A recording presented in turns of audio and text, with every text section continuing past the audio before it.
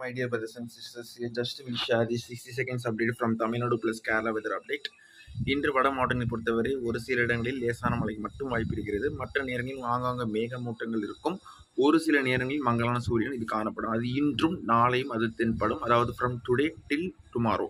So this pattern will be continue. Only isolated sun and clouds. அதே மாதிரி நம்மளுக்கு மேற்கு மாவட்டங்களில் இதே பேட்டர்ன் கண்டினியூ ஆக சான்ஸ் இருக்கிறது.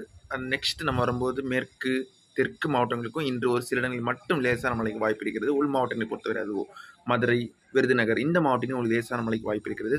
டெல்டா மாவட்டங்களை பொறுத்தவரை நாகை, மயிலாடுதுறை, தஞ்சாவூர் இந்த மாவட்டத்தில் ஒரு சில இடங்களில் மட்டும் லேசான மழைக்கு வாய்ப்பு இருக்கிறது. இன்றும் நாளையுமே தென்படும்.